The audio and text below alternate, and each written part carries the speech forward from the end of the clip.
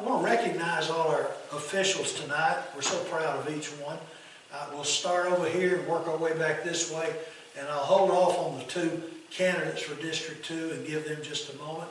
Let's start with Judge Freeman. Any updates you want to give us?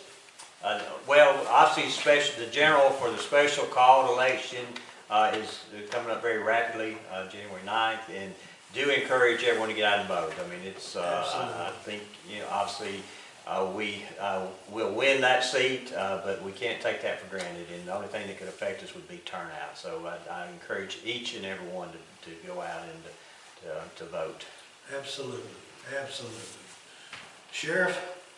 I don't have anything, just wish everybody a Merry Christmas. All right, well, I wish you a Merry Christmas too. All right, I want to recognize, while in the midst of this, I want to recognize soon-to-be ex-editor of the local paper. I'm just so glad he's here tonight. This man has made a great mark on Fayette County. Let's give a round of applause for Brinyark.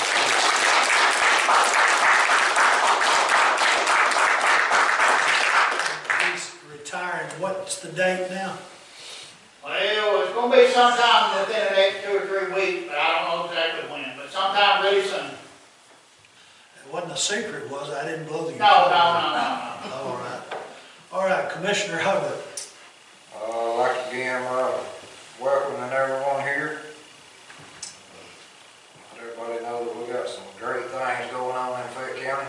Everybody just stay tuned. And there'll be more to come. I wish everybody a Merry Christmas. Thank you so much, Commissioner. All right, we have two candidates here tonight for Commission District 2, two fine men, and we'll recognize them and give them a chance to say a few words. We'll go with Mr. Robertson, if you want to come on up and say a few words. Let Shane go first. He's there now.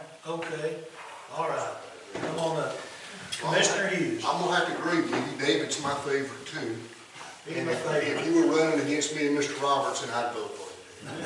I appreciate it. And Mr. Robertson and I are still friends. Sure. We said last time we're gonna eat breakfast one morning, we discussed that. So, but I'll kind of get a little bit about, if you don't know who I am, I'm Shane Hughes. I'm the District 2 County Commissioner. And that district goes basically from Bevel College to Winfield. District 2 is the largest district in Fayette County. It has the most roads, dirt, and paved, and it's also the most unique district in Fayette County, in my opinion. It has one city limits in District 2. Some of the others have Fayette. It has Winfield. A quarter of Winfield city limits is in Fayette County. Now, some of you probably think, well, what's that really matter? It matters a lot because this district is split in half. When you get halfway, the thinking changes. Those people do not relate to Fayette or Fayette County. They relate to Marion County, Winfield School, and Ewan School. Their kids go to Winfield, their kids go to Ewan, some go to Hubbertville, they work in Marion County. So you have to understand that political wheel, and you have to swap and get on that level. I work for the city of Winfield as a police officer, chief, and assistant chief. I understand that political wheel like the back of my hand. I was raised in Winfield City School System. My aunt was the principal, my mother, my father, my brother, aunts, uncles, cousins all taught school at Winfield. It is a very unique situation with the Winfield School System, and that is partly why a quarter of our city limits is in Fayette County up there. I call it us because I live there. Ewan is another. Ewan has no city limits in Fayette County, but they depend on, Fayette County depends on Ewan services. All those people on County Road 10, they have REA power out of Hamilton. That is partially how we got Freedom Fiber Internet in District 2 so fast. That in a relationship with a little boy and a little girl being best friends in 1978 on Winfield's playground. That little boy standing here talking to you today, and that girl works at the Tom Beebe in Hamilton. So there was a lot of phone calls and a lot of taking folks out to dinner for District 2 to be the only district that's completely covered with Freedom Fiber Internet broadband, which is going to be a great selling point to the future of this county. You have to have a great relationship with Winfield's mayor and council. You have to have a great relationship with Ewan's mayor and council. Now, part of you's going to wonder, how does that affect Mr. Brinyark? Tracy Estes is the state representative in Marion, Lamar, and part of Winston County, South Haven. Do y'all know Tracy? Well, you're sitting there wondering, probably, what's that got to do with Mr. Brinyark? Mr. Brinyark, when he's elected in January, and he will get elected, and Tracy Estes shares something very valuable to us, and that's Senator Greg Reed. We have to have Senator Reed and that relationship with Tracy and with Mr. Brinyark. I have Tracy on my telephone. He and I talk on the regular. He comes into college at Hamilton, where I work at Bevel, on that end of the Mann County political wheel, and tie it all in together. One of the first things I asked Mr. Brinyark when he talked to me was, what is your connection with Senator Reed and how do you get along? Because it's very important that you get along with him. He is our lifeline in Montgomery. So that's District 2. Now I'm going to jump and I'm going to the future of Fayette County. Over the last 6 years, I have made 3 trips to Winnipeg, Manitoba, Canada. Is anybody here from Barrie? Okay. I brought a group down from Winnipeg, Manitoba that specializes in ballistic cooling vest. It's a ballistic vest that cools. It makes our military disappear off the heat infrared screens. We brought them to the sewing plant, old sewing plant in Barrie, and we also took them to the Lanier building here in Fayette. Toured them. You can ask the mayor, he'll back up what I'm telling y'all. He didn't see my face, but I was the one that got him here, me and Dr. Tittle in Winfield. Rodney Tittle, if y'all know him, the dentist. Okay. They were all for it. And then they got to looking at our unemployment rate. Now, y'all know our unemployment rate today in Fayette County today is 3.6%, give or take. How many of you think that's great? Okay, we got a population of 13,000. We have a working population of less than 40%. Well, around less than 50%. Now that starts at 16. They count you from 16 up until retirement age as being a working group of people. Well, you take that number, and then you take 3.6%, and our workforce just dropped to about 200 or 300 people. They were turned off. They said, we can't get people to work. So we have got to get the population of this county up. We've got to get rooftops. Until we get that population up, we're going to be spinning our wheels. Because it's not like that the TV show we saw where we built the big baseball field out in the cornfield. If you build it, they'll come. Doesn't work that way with the industry. You got to have the people, and then they'll come. Shelby County's a prime example. In the early 80s, when I was a little boy, Calera was one of the smallest towns, probably the size of Barrie, maybe Ewing, 2,000 to 3,000 people. A few years ago, it was the fastest growing city in the state of Alabama. What happened on that was they started popping houses. They started putting rooftops. People from Birmingham started commuting. Well, then their population jumped up. Well, all of a sudden, here comes Walmart, here comes Cracker Barrel, here comes all this other stuff. Well, then their population continues to grow, and you start getting all these plants. And that's what we've got to do. We've got to take advantage of this growth coming out of Tuscaloosa County, 171, and Highway 13. If you go down 171 and 13, Bone Camp Road, how many of you know where that's at? I know Mr. Brinyark does. 10 years ago, from Bone Camp Road to Northport is 13 miles. Seemed like forever when you got to it. Now there's houses popping up all up through there. You cut across Bone Camp Road, and it gets to Tuscaloosa Lake, you'll sit there 10 minutes in the afternoon trying to get out of traffic. Am I telling that right? That's right. There's a reason for that. You get out to there, you know, Tuscaloosa and Northport's moving north. They're coming towards us. I represent District 2, but our growth is in Barrie, and our growth is down here in Newfoundland. We've got to be a team, and we've got to stick together. As much as I love District 2, what's good for them is good for us. Now y'all can, you can vote for me to fill potholes. I fill potholes all day long today and clean the dump up. I do that every week. But that's not going to make our county grow. We've got to get some folks that understand this and understand what it's going to take and understand money. If not, 20 years from now, our kids and our grandkids are going to still be doing what they're doing today. I ask for your support and your vote in the March. Thank you. We're not going to have time to take questions, but it goes from Bevel to the county line. It actually goes a little bit above, the district goes just a little bit above Bevel, County 32, Right. and it goes all the way to Mount Vernon to the Lamar County line. It goes up to the corner where Marion and Fayette Lamar County intersect on County Road 10, just out of Ewing. How far to the right on 171? It goes, if you go to the right, it goes all the way to Thunder Valley Speedway. Okay, It is a huge district. that's a lot of districts. It's a huge district, and I burned a whole tank of gas today. Thank you, Commissioner. And I didn't mean to sit there, but the last time I could have short-changed you, so I thought, I better say a little more. Okay, that's all right. Mr. Farrell, you want to say a word?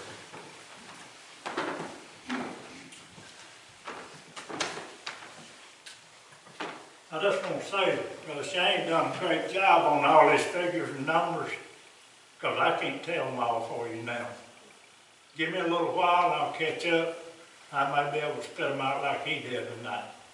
Because there's a lot of territory, like you said, in District 2 to cover. And a lot of y'all may not know me, but I was born and raised in Fayette County in District 2.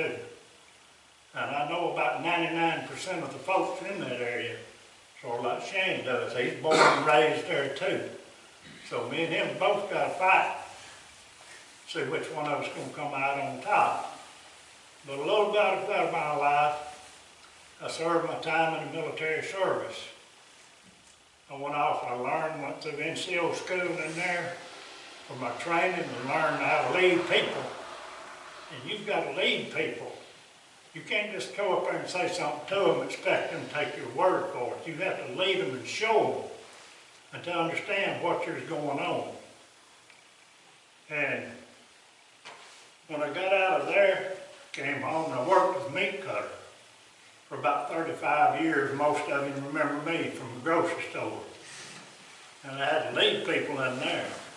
I trained a lot of folks in there. And David Hubbard's one of them. He come out good out of that deal.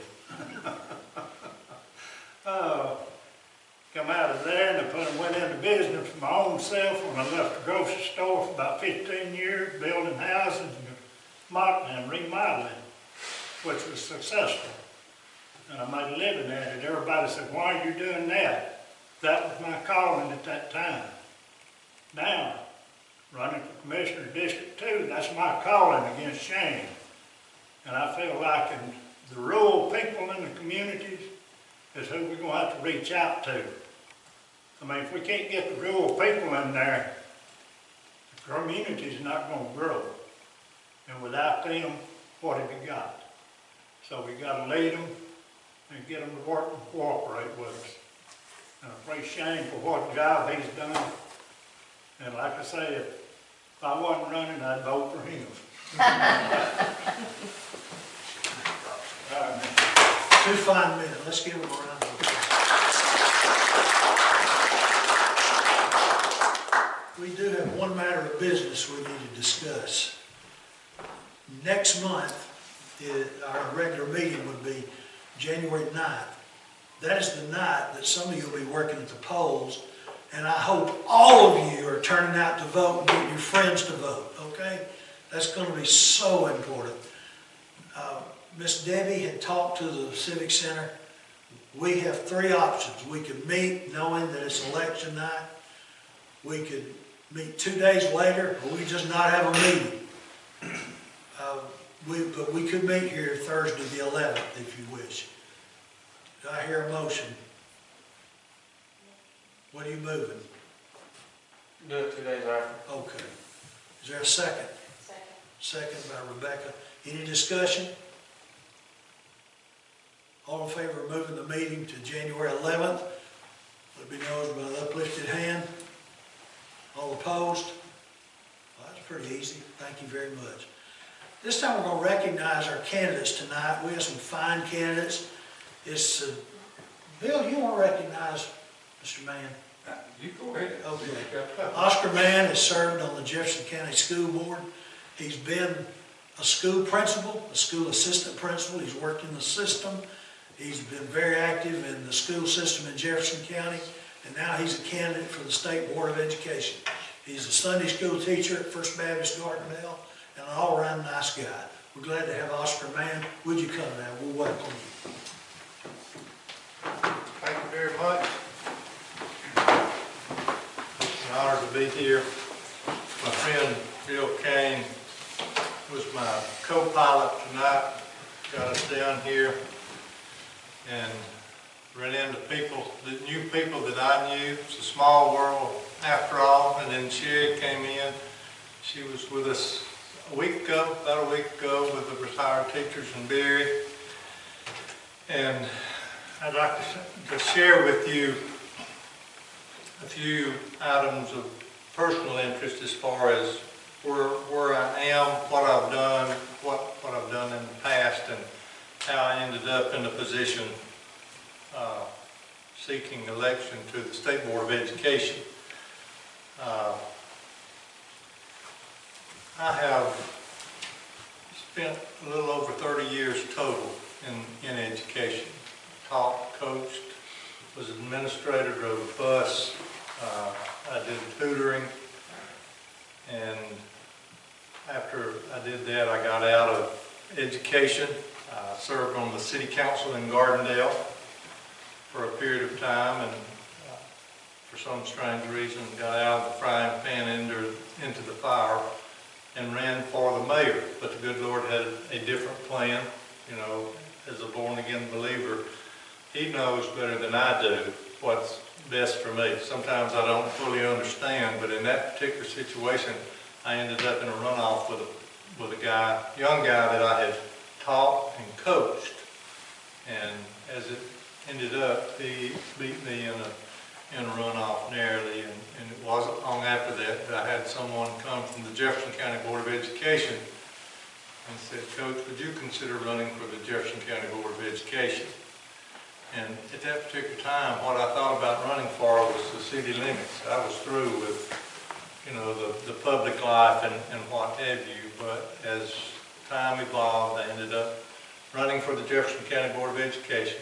Found out the best way to run, and that's unopposed. If you can get unopposed, that is by far the best route to go. But in this particular situation, my current term with the Jefferson County Board of Education ends in October of '24.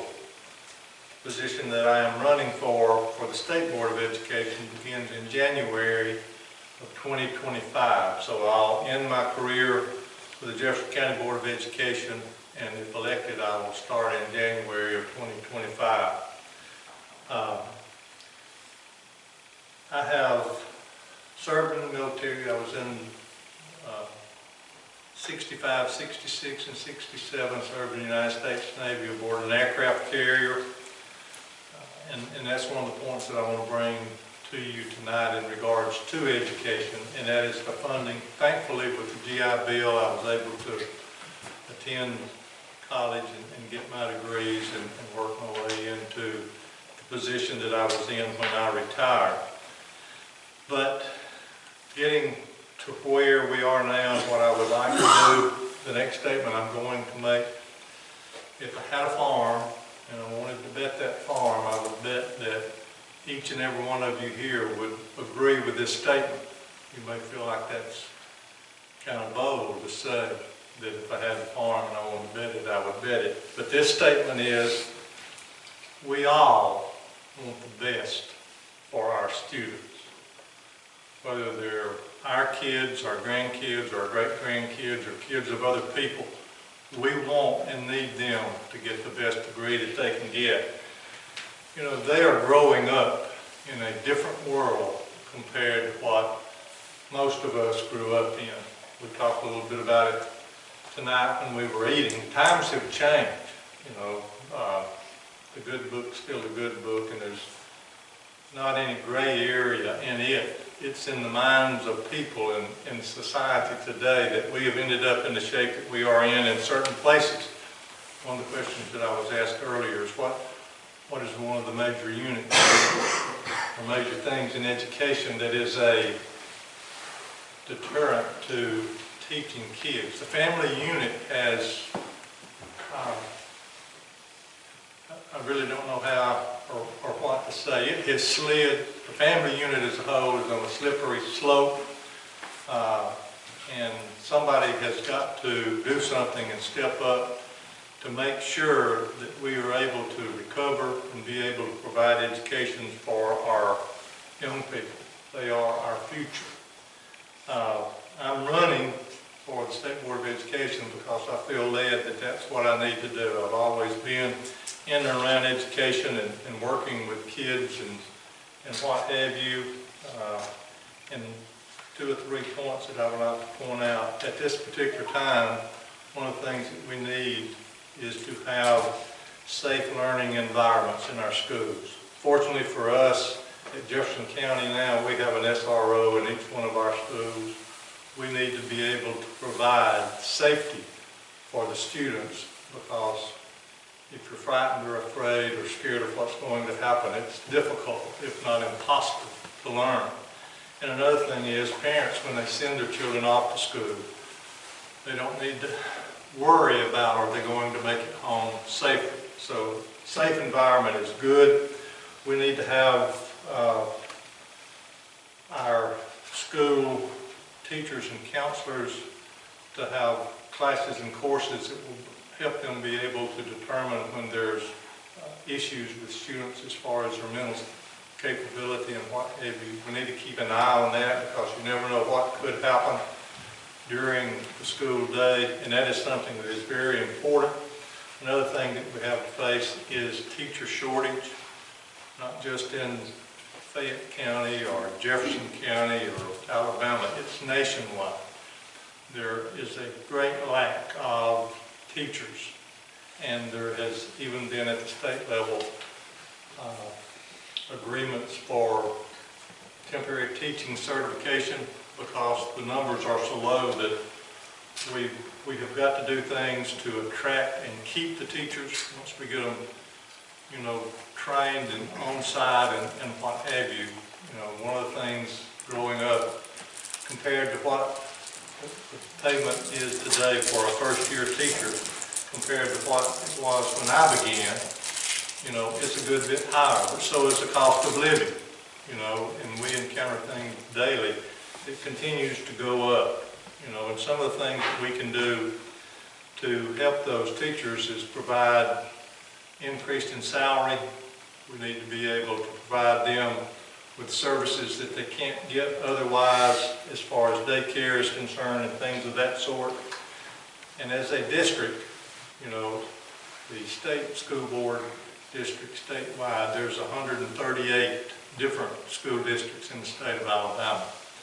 Fortunately for me this year, I was selected as an all-state board member from out of the 138 school districts in the state. 5 were selected, and I happen to be one of those 5. And it's the number of years and the experience that I have had teaching, coaching, doing administration, and just working with the Alabama Association of School Board that has helped me. You know, I have 2 opponents. One of them is currently sitting on the Decatur City Board in his 3rd year, and I have another opponent that is, other than going to school, I do not know that he has had any experience with the state school board or a local school board. You know, and some of the things that we can do as state board members is to provide situations that will enhance our students to want to learn. One of the things that we do in Jefferson County, we have what's called signature academies. And for those of you that are old enough and remember, if you were in school back in the, I guess, the early mid-60s, late 60s, shop classes. We all remember hearing that term, taking shop. And shop could be either electrical, carpentry, auto mechanics, auto body, different things. And as time evolved, shop classes became vocational ed classes. Vocational ed classes become other title things. And currently within Jefferson County, we have what we call signature academies. And I think that's something that is on the horizon of being what we need for our students that are coming through now.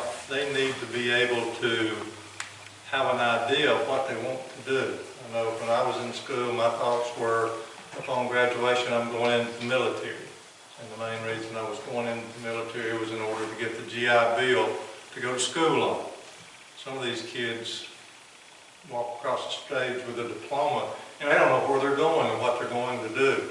So with these signature academies, beginning in the middle school years, they can investigate and have ideas of different things that they might want to do. And between the middle school and their high school years, they can get in touch and in tune with those and come up with something that they feel like they can do. You know, currently the big thing in regards to education is that you need to be able to make money in order to survive. and the state of Alabama has what is known as career and college standards that they are doing. I am against the Common Core. It is a little bit far-fetched. It's got some overreach from the government that tries to tell you what to do and how to do it. But nowhere else other than in the area where you are do the people know enough about what's best for the students in their school. And I am completely for that. A couple of points that I would like to make before I close. I wholeheartedly support a ban on critical race theory. I'm against gender ideology, politicization of school curriculums, all other inappropriate racial and sexual agendas for our school children is out. You know, that is something that needs to be completely eradicated. I support local control of education. One size does not fit all. What's good for Fayette County may not be good for Marion County. By each one, you know, we need to have standards that we can do within those. I do not support the Common Core. And in closing, everything that I have mentioned up to this point deals with you got to have money to do these things. And as a member of the Alabama School Board, there needs to be a budget created that will provide these needs and work hand in hand with our legislator in order to get them to pass them. We've got to allow the local school boards to make the decisions on how to spend their money. There's no one plan fits all. And if elected, I pledge to always have students' best interest at heart. I believe that I can make a difference as being on this state school board for the upcoming year. On March the 5th, I would truly be honored to have your vote. Thank you. Take some questions. Yes, sir. Any questions? Yes, ma'am. So you say you're on the Jefferson County Board, School Board right now. Currently, yes, ma'am. What curriculum do most of those schools use in kindergarten through 5th grade? Putting on slots. That is something that I am not that familiar with. In my teaching was middle and high school, and to be honest with you, I'll get your name and I'll get back with you with what I find out tomorrow. Would you, if I told you the program that a lot of them have, would you be possibly familiar with it, CKLA Amplify? If I have heard of it, I would, yes. Okay. It was CKLA Amplify. Or Engage New York is another term for it. And to be honest with you again, I wouldn't try to blow smoke at you and say that's good or that's bad or what have you. But if you'll jot that down for me, I will be glad to get back with you. The reason I asked, and I spoke on this a few months ago, I'm a teacher, I'm a second grade teacher at Northport Elementary. In our own curriculum, CKLA, they have some inappropriate pictures. They also have inappropriate text for even 7, 8, 9, 10, 11, 12, 13, 14, 15-year-olds, in my opinion, in our second grade curriculum. My child is in kindergarten. I'm planning on moving him somewhere else because we're made to teach it technically by our school board and by our superintendent. Thankfully, I have a great boss principal who says, do your own thing, do what's best for your kids. So I close my door and I don't obviously teach any of that. So with that being said, some of the current state school board members I have reached out to when they were voting on the possible curriculums for our state, and showed pictures and everything that was in our curriculum right now. The excuse was that they had to take CKLA and they wanted to vote in McGraw-Hill. Well, they liked McGraw-Hill, but they didn't care for CKLA, but in order to get McGraw-Hill, and they had to vote for both. Would you have put your foot down knowing, because I send all the state school board members pictures, text, everything, would you have still voted that in knowing what you know, even if it was to get another good curriculum in? Honestly, for me, no, I would not have. you know, and the thing about, currently on the Jefferson County Board of Education, we have 5 members, you know, and things pass with the majority, 3-2 will get you a pass, 4-1 is better, 5-0 is real good, you know, and at the state level, there are 8 school board members, and if elected, I will vote my convictions and what I know that the people that I represent prefer. You know, I am not a politician. I am more along the line of a public servant, and we have had similar situations with what you're speaking about, and I don't know if it's elementary, K3, where there are inappropriate things in that. It's not completely full, and the administrators at schools where that curriculum is being taught has given the teachers permission to omit or skip and reteach some even 2 times in order not to do that. You know, as I mentioned earlier, this day and time we face a lot more adversities than was faced back in the days, but that's why I mentioned that I am not a Common Core follower. I feel like we need to do what's best.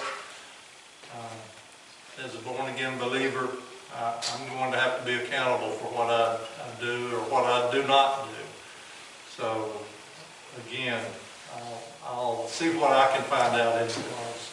And your daughter is at the school where you teach? My son is, yes. Your He's son. in kindergarten, and thankfully in kindergarten they don't have any of that. First grade, it starts, 2nd and 3rd and 4th is where it really picks up, so.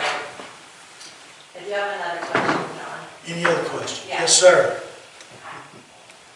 In light of the fact that it takes so much money to keep our public school system going, and that they're failing school systems all across the state, are you in favor of taking public taxpayer money to fund private people sending their kids to private school vouchers?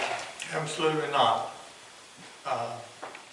You know, I've been asked about waivers. I've been asked about different things. From my standpoint, my point of view, I grew up in a small town, and fortunate we had good teachers. If they had not been, or if the schools were failing, if you will, on the failing list, and now they're called priority schools when they're not meeting the standards, you are able to choose a school choice. That's the only school choice that I'm in favor of. If you are in a position where your son or daughter goes to school that's on that list, then you can select another school within your district and go there. The money that is paid per student follows that student wherever they go. But as far as what you referred to, that to me is not how you handle the situation with that. We might have one more question.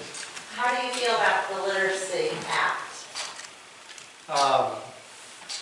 You know, initially I felt about the Common Core because it was an attempt to do what needed to be done to improve education in certain districts.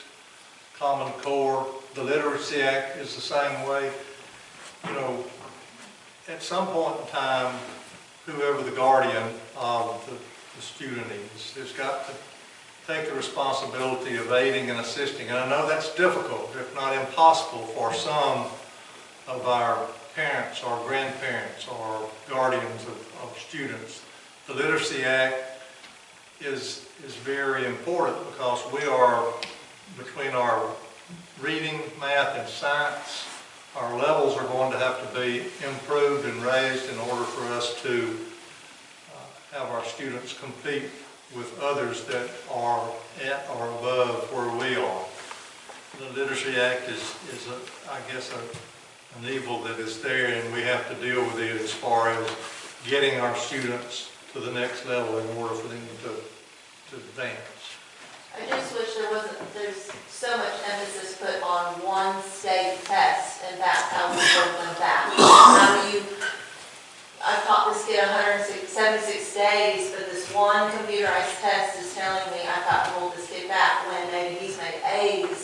throughout the semester. I just don't, that part I'm hung up on is that computerized test telling me I've got to hold that child back when I have all this documentation that says otherwise. So if there's a way we could possibly work with the legislators to get that changed, If elected. Yes, yes.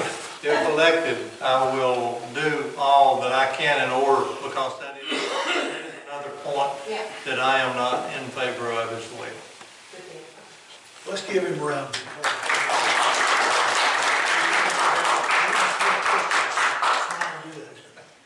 All right, thank you, Jeff.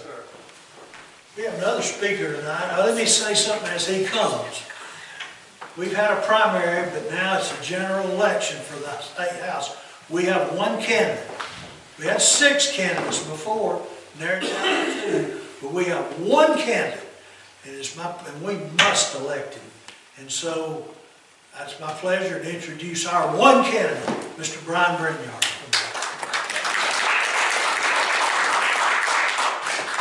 Thank you, Dr. John. And y'all, thank you all so much. I tell you, over the last several months coming up here and campaigning, I've gotten to meet so many of y'all. I see these faces over and over again. This room contains the core of the Republican Party here in Fayette. Y'all are faithful, y'all are here faithfully, and you care about your county, you care about this district, and I do too. We live in one of the best districts, I think the best district in the whole state of Alabama. It's one of the largest. I was looking at, somebody gave me something today. Ron Bolton brought some stuff by my office today. He's a representative from Pickens and part of Tuscaloosa County, and he dropped off some stuff about District 16, and District 16 is 13,900 and change square miles. That's huge. Wow. And it's got 45,963 people in it. And y'all, that's a lot of folks in this district. And then you think about that and you see on a Tuesday night, we've got, what, 30, 40 people here in this room? And when it comes down to voting, as for a special election, it gets down to where, 10, 15 votes can be the difference.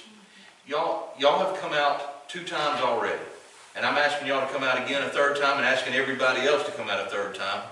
But I need y'all's help because people, half the people that I run into in Tuscaloosa, hey, congratulations, way to go, that's great. I'm like, I hadn't won anything yet. Y'all, we've got one more to go, January 9th. And not only do we have Christmas, New Year's, back to school, now we've got possible national championship. Well, we got the national championship game regardless, maybe Alabama being in it as a distraction. And then you got this one election that's got 2 people on the ballot that, it may be cold or rainy on that January 9th. And Brian's already won this thing. I don't need to get blah, blah, blah. And y'all, we can get sniped on this thing. This is scary to me. Everybody up here say, oh, you got it. No, we don't have it. We don't have it yet. We need to get it. We need to get it big. My opponent, y'all all know him, Big John. I've met him several times. I like him.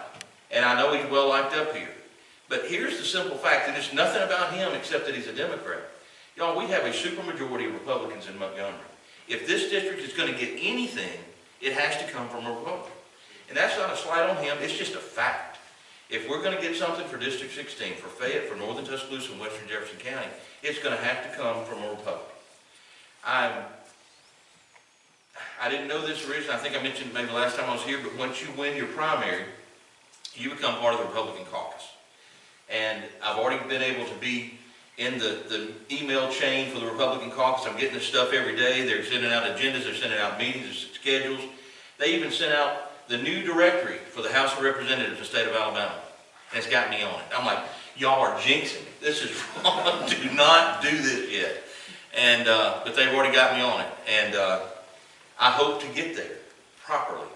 But here's what I'm asking the people to do in Tuscaloosa County again. Last time for the runoff, we hyper-focused on Tuscaloosa County because we've been so lackluster in the first and the primary. We didn't have very much turnout. And we had a group of about 15 people that met, and I, encouraged them to go. We're doing this. The campaign's doing radio. We're going to do newspaper here. We're going to do digital ads. We're going to do cell phone. We're going to do Facebook stuff. But what I asked everybody to do there in that group was get on your personal phone, your contacts, and for about 3 days out to the election, look down through there, and every friend of yours that's in the district, send a little message, friend to friend, reminding them about the election, reminding them to vote for Bryan, reminding them how important it is to do this for this district. Whatever message you want. Because it's going to be opened, they're going to look at your message, they're going to take it to heart because it's coming from a friend of theirs. And that's going to be the most effective thing. And we increased the vote down there in Tuscaloosa by over 250 votes, and that made a big difference in that. And, you know, I think that matters. That's very grassroots, but it's person to person. This is the core of the Republican Party here in Fayette County, and I thank y'all for being here again. Thank y'all for all the welcomes y'all have given me and all the friendships that I'm starting to cultivate here. I thank you for how y'all treat me up here and appreciate that. I need your help. We need your help to finish this and get some to where we can be in Montgomery and get something back here for District 16. Again, it's a big district, very spread out, 3 counties. I've been wearing out my tires on my truck, getting around to everybody, and but it's been good. I've enjoyed it. I've enjoyed seeing all y'all, meeting y'all, being able to be with y'all several times, speaking here in Fayette at these Republican events. Every time since what, August? We started in August. So it's been the first Tuesday every month, or second Tuesday, whatever it is. Second Tuesday every month? Right. Okay, second Tuesday every month here. Except next month. Except next. But I thank y'all very much. Again, January 9th, the day after the national championship, after you've celebrated Alabama winning the national championship, wake up and go vote.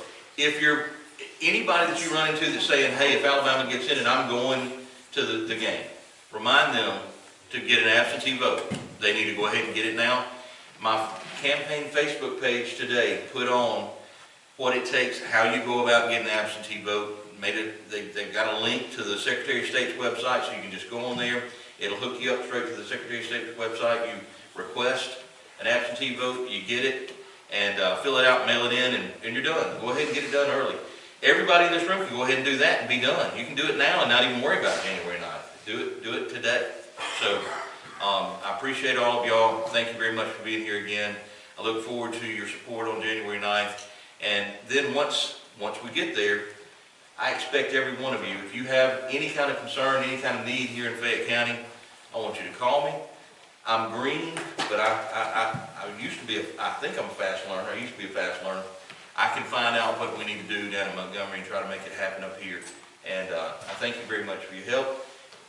And I thank you for your support. And let's all get together and do this on January the 9th. Thank you. Let me ask you. Yes, sir. You are our candidate, we are your party. What can this local party do to help you? Again, out of this group, everybody you can, if you can text or call people, make sure we get the turnout. It's all about turnout. If it was a regular election, this would be a no-brainer because this is an 85-15 a Republican to Democrat district. Heavily Republican. As I understand it, it was drawn to be the most Republican district in the entire state because there was Daniel Bowman a few years ago that had gone down as a Republican, turned to Democrat, and they redrew the lines to get it, and they got it. And so I'm benefiting from that. Every Republican after me is benefiting from that because it's drawn so Republican. But if it was a regular type of an election, there would be no doubt, I could just kind of cruise across, it'd be fine, because it'd be the governor's race or the president's race or whatever pulling it across. This is the only thing on the ballot. Half the people think I've already won something. We've got to make sure they know that this isn't over. There's still meat on the bone. We've got to get it across.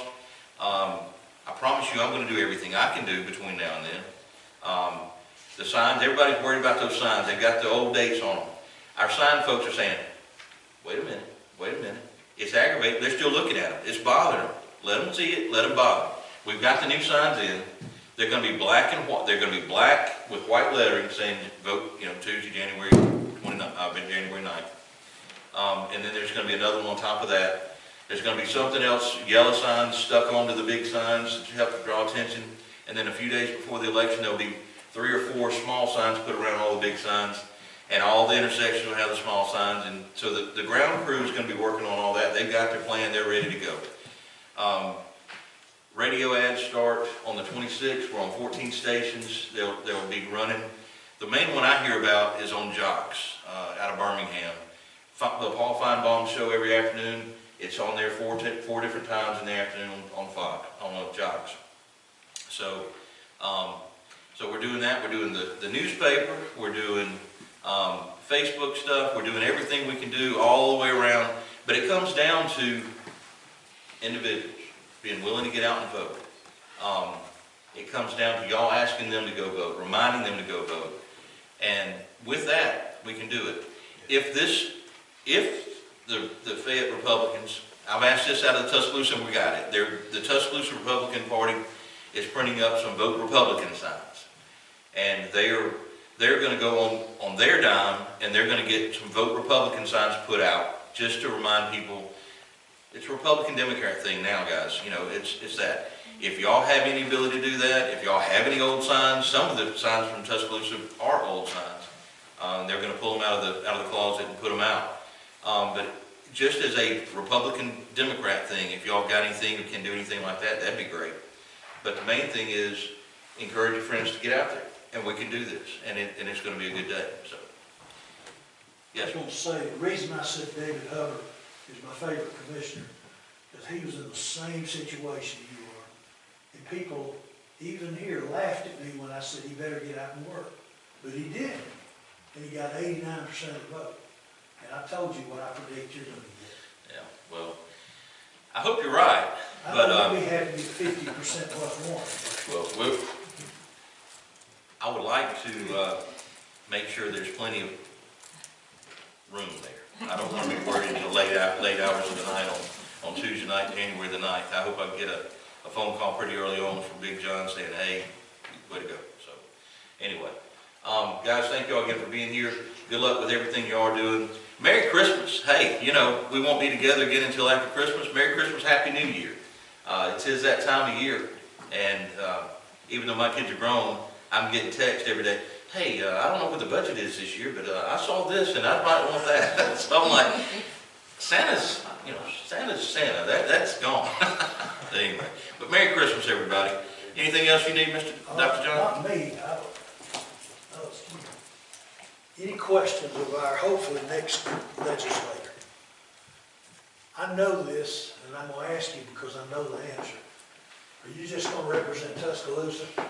I've told y'all all along, and I know that was a big fear out of Fayette County, is, you know, will you represent us? Guys, y'all are the biggest part of this district. If I don't represent you, you're going to run me out on the rail next time, and I'll be gone, and I won't have a chance. But not only that, throughout my adult life, when I've been on different boards or different things representing different groups, I have always tried to represent the entire organization for whatever it is. And, you know, that's the way this is. This is an entire district. And we are very similar from Fayette all the way to West Jefferson, up above I-22. We choose to live out in the country. We're a small town. We're country folks that choose to be that way.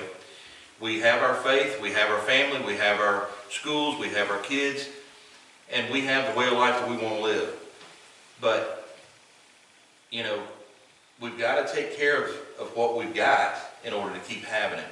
And, you know, I'm asked several times, you know, what's the big deal? What's the big deal? And y'all hit on it a little bit already. You know, we've got to make sure that our kids, when they graduate from high school and they walk across that stage, they know where they're going.